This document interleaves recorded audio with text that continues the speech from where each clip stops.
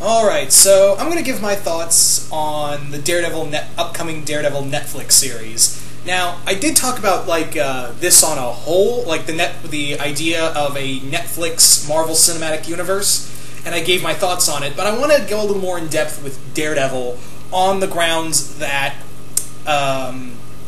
it's first. It's pretty. What I understand is that it's going to be the first of the Netflix Marvel series, then followed by Luke Cage and Iron Fist or whatever the fuck they're doing. Because I've been hearing Daredevil's a set one, and apparently Alias is too, involving that one. And I don't know. I keep hearing back and forth Luke Cage and Iron Fist as well, or just a Luke Cage series. And this is all going to tie into making a Defenders series. Anywho, let's jump right into Daredevil. Now, Daredevil, I think, works very well as a TV series. Probably even better than a movie, because then you can branch out more of the whole crime noir type stories that Daredevil is most known for. I think that could easily work in Matt's favor. Among other things, I think you can work Daredevil on a TV budget, I don't know how much a Netflix budget is compared to a regular TV budget. Do they get more or less? I don't know. But I think it works better in that favor, because Daredevil doesn't really need a lot of Daredevil, in my opinion, doesn't really need a lot of, cool sci-fi action budget. You just kind of need more like a crime noir type story, and Matt Murdock just jumping off of walls. I think that's pretty easy to do. Now, the big thing is, who else is going to be in this TV show? Obviously, I'm talking about supporting characters. Obviously, Foggy Nelson. You gotta have Foggy. But the big question is, are they going to skip over Matt's love interests, like Karen Page and all of them? Are they going to go straight to Elektra like they did in the movie and try to do the entire... In the movie, they try to do literally the entire Frank Miller run. And that's the thing with this show. You can easily pick and choose of what you want to do. I'd say save the Frank Miller stuff for another season, because then just doing the Frank Miller stuff, Born Again and all that, would just be kind of doing Born Again right off the bat seems like way too quick. I'd say save that for season 2 or 3. That's when you can really, make the King, Wilson Fisk a bigger enemy. You can make him a bigger threat. At least in my opinion. So, if you're going to do it, I like let's not forget that, the Frank Miller Daredevil stuff is one of the, not just important to Daredevil's continuity, comic book series, but it's one of those comic book runs you have to read. It's kind of up there with Claremont's X-Men, or, Jeff Johns' Green Lantern and stuff like that. It's one of those go-to runs in comic books. Anyway, save the Frank Miller stuff. I'd say save the Frank Miller stuff for at least season 2 or 3. To have that whole tear down Matt and then bring him back together. I think that could work easily. But getting back to the other stuff, in terms of supporting characters, could we have, Phil Urich? Obviously, we can get Phil Urich. But I don't actually know. Now that I think about it, is Phil Urich under Marvel? Because he appeared in Spider-Man too. So is he under Sony? I personally think Phil Urich could work really well in the Marvel Cinematic Universes, like Matt's informant and all that. So that's interesting. Again, going back to Karen Page, are we going to go to Karen Page, or are we going to go to another one of Matt's love interests? Is he going to run into Black Widow, because they had a thing before Matt and Elektra? Or are they going to go right to Elektra? I don't know. So in terms of villains, there is a menagerie of villains you can do for Daredevil. There are a ton of villains that you can play with. Not just Bullseye and Kingpin, the two obvious ones. I'm talking other villains like Angor and the Jester, the Spot. Yeah, I'd love to see the Spot. Yeah, the Spot would be a cool villain, because recently Mark Waid made him terrifying in his run. You could even bring in other terrorist organizations. You can bring in the Byzantium Empire, which are this supervillain weapons arms dealers that have all these high-tech weapons. You could they even used a lot. You can use Hydra and AIM as well. Matt's fought them before, and they're in the universes, so I don't see why not.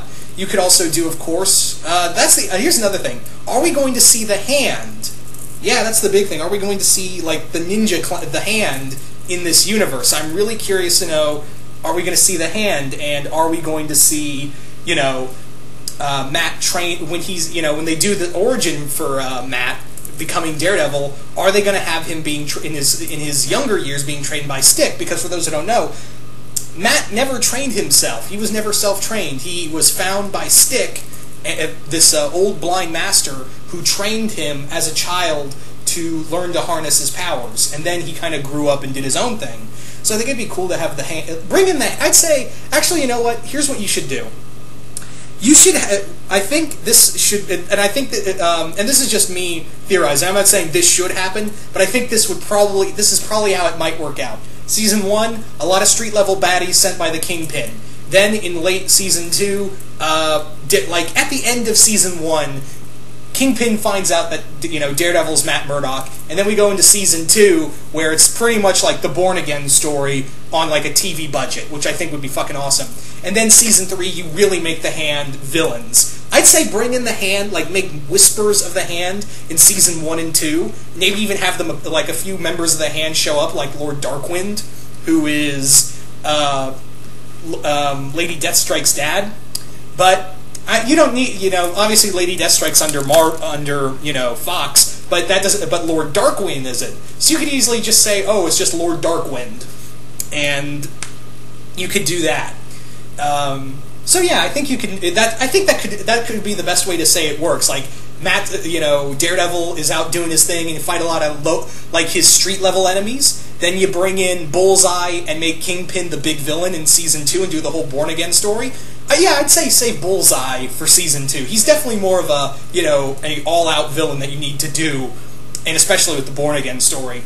For Season 3, then you bring in the Hand. I don't know what you could do after that, and that's the thing, like, again, I don't know how big the budget for these TV shows are. I really don't know, because I've looked at, you know, a lot of TV shows on Netflix original shows, and I've watched them and be like, man, these are some damn good budgets.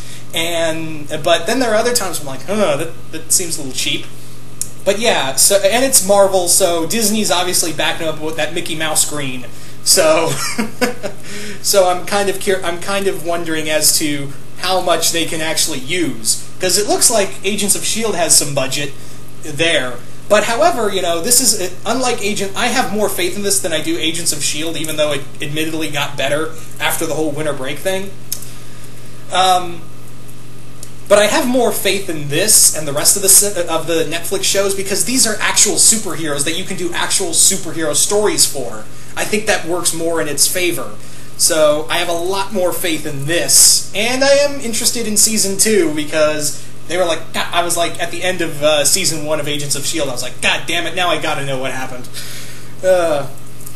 Anyway, so yeah, that is. I'm really curious to see where they go with this, and I'm wondering also, what's the costume they're going to use? I would love to see, honestly, for the first like 3-4 episodes, for it to be the yellow and black costume. Like, it's obviously Matt starting out. It's him in the yellow and black costume, and then because they have you could even have the Punisher in here and have like maybe another superhero like Luke Cage or Punisher be like, man, that yellow is so fucking gay, and then he's like, fine, I'll change it. Other villains I'd love to see in here, Typhoid Mary, like I said, the Jester, Bullet, for those who don't know. He was kind of like, he was supposed to be like, before he fell into obscurity, he was supposed to be like Daredevil's equivalent to Bane. Yeah. Again, the Spot. Yeah, I want the Spot. He'll be like what Clock King was for Captain Logan for me. Yeah, bring in the Spot. I'll be like, do a fucking petition. No, I won't. No, I won't. Anyway, so yeah, that's pretty much all I have to say on the Daredevil TV show. Really curious to see where it goes. And yeah, I really want to know, what do you guys think of... Actually, let me, before we go any further, because obviously some people are probably going to want to know what I think about this. Recently, I think yesterday or the day before yesterday, the original showrunner left for creative differences. The day after Edgar Wright left Ant-Man, which they didn't say much for him, but for Edgar Wright, real quick, Edgar Wright said that he didn't want to burn any bridges at Marvel, and it was kind of like a mutual thing. So he's actually pretty good with Marvel. He's apparently, as far as I know, he's pretty cool. Edgar Wright's pretty cool with Marvel, except for the other guy. I don't know what happened with the other guy who was in charge of it. And now they have another guy who's Michael S. It's something, I can't remember his name, but he's been on a lot of the Spartacus TV shows. He was also responsible for doing he wrote some episodes in Smallville, and people are probably like, oh, red flag, Smallville. Well, not everything in Smallville was bad, guys. There were some good episodes. It just kind of lasted too long, but yeah. So I do have faith in this new showrunner. It was actually pretty quick how they got him, because the day after the other guy left, they was like, oh, here's this new guy. So maybe, I don't know, like, it's just a little too coincidental that this was just a little too quick, wasn't it? Anyway, so yeah, that's pretty much all I had to say about this. You guys tell me, what do you guys think of the Daredevil TV show? How do you think they should bring in the characters? What supporting characters do you really want to see? And what villains do you think we should see? And what kind of stories would you like to see told with Daredevil? But yeah, once again, hope you all enjoyed this, and I'm out.